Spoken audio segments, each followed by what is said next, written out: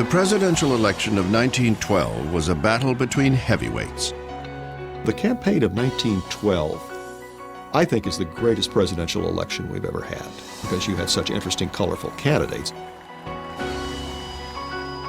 The incumbent was Republican William Howard Taft. The Democratic challenger, tall and dignified Woodrow Wilson. And taking them both on was the most formidable third-party candidate in history, former Republican President Theodore Roosevelt. Disappointed that his hand-picked successor Taft had abandoned many of his policies, Roosevelt had actually tried to wrest the Republican nomination away from him. He failed, and at that point could have chosen to bow out gracefully. But this was Teddy Roosevelt. He said, "I stand at Armageddon to do battle for the Lord." Running under the banner of the new Progressive Party, the popular Roosevelt capsized Taft's re-election bid. But TR's candidacy had an unintended consequence. By splitting the Republican vote, he allowed the Democrat, Wilson, to win the White House.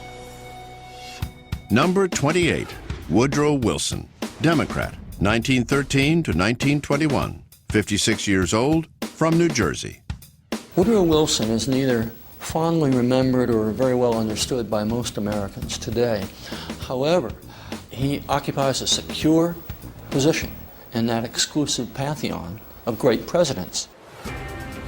A Southerner by birth, Thomas Woodrow Wilson was an academic, the only president to hold a PhD. He served as president of Princeton University from 1902 until 1910, when he left to become governor of New Jersey. That would be his only elected office before he became President of the United States. Wilson was a thoughtful, religious man. An avid golfer, he enjoyed movies and vaudeville shows. Publicly, he was perceived as a human machine, cold and academically methodical about his decision-making. Privately, at home, he could be quite charming, rather funny. He liked to sing songs from Broadway shows of that time. But that was very much the private Wilson. The public Wilson seemed often to most people rather cold. He was not a person that people often warmed up to. Wilson's most important political asset was his skill with the spoken word, and he wasn't afraid to use it. He was the first president since John Adams to deliver his State of the Union messages to Congress in person. When he became president, Wilson tried to bring a bit of the ivory tower to the Oval Office.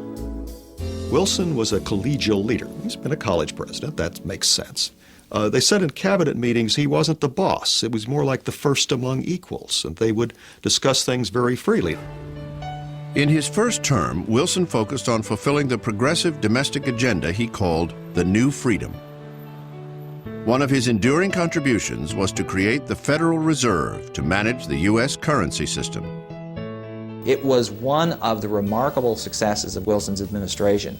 It has persisted since 1913, and it has done a remarkably good job of maintaining the stability of the American currency.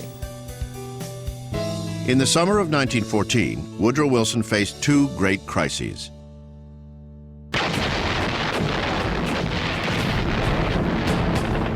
Just as the guns of August signaled the start of World War I in Europe, the president's wife, Ellen, died of a kidney ailment.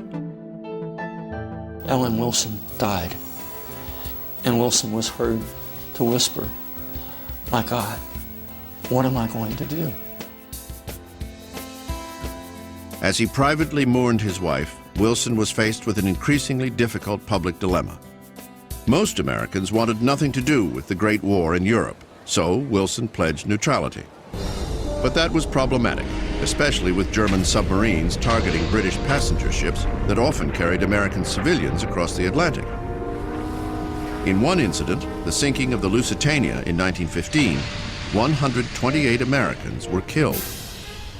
Despite public outrage over the Lusitania, most Americans wanted Wilson to keep his head, which he did, and save him from Europe's awful mess. They simply did not think that this was America's fight. In 1915, 17 months after his wife died, Wilson remarried. His bride was a Washington widow named Edith Bowling Galt. The following year, he was narrowly re-elected as president, making him the first Democratic incumbent to win re-election since Andrew Jackson in 1832. With Germany declaring early in 1917 that American shipping would no longer be spared the wrath of submarine warfare, it would be a challenging second term for the domestic-minded president. Wilson remarked to a friend, "It would be an irony of fate if my administration were consumed by foreign affairs." Well, it was, of course, a tragic irony of fate that, of course, that is exactly what happens by the second administration. On April 2, 1917, Wilson asked Congress for a declaration of war against Germany. In this famous war message, he minted what would become an enduring theme in American foreign policy: the world must be made safe for democracy. I shall bring peace and safety to all nations and make the world itself at last free. That's how he ended the speech. It was really one of the great speeches in American history.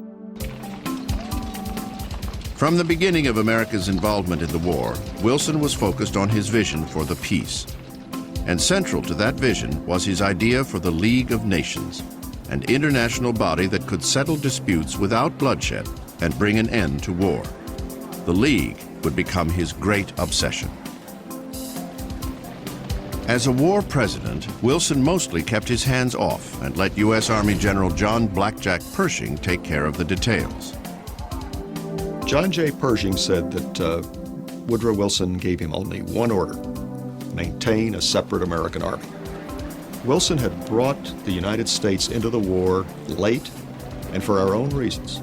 And one of the ways to make sure that we emphasized how separate our commitment to the war was to keep a separate army. The first family aided the war effort by grazing sheep on the White House lawn and auctioning off the wool to raise money for the Red Cross. But the man who sought to make the world safe for democracy turned a blind eye to democratic suppression at home when Congress passed the Sedition and Espionage Acts of 1918, which made it a crime to criticize the government. Wilson really did not set this in motion in a direct way, but he acquiesced in the suppression of fundamental civil liberties for the duration of the war. Overseas, the arrival of the American army proved decisive for the Allies. 19 months after Wilson declared war, Germany surrendered. The final terms of the peace would be decided at a conference in Paris. Although no sitting U.S. president had ever traveled to Europe, there was no question that Woodrow Wilson would make the trip. He set sail for France on December 4th, 1918, carrying with him the hopes of the world for a peace that would last for all time. He was greeted rapturously. He was regarded as the embodiment of this fresh new force from the other side of the Atlantic that had brought this horrible, bloody conflict to an end. He went to Paris, to London, to Rome. Children threw roses at his feet. Millions of people turned out to see him.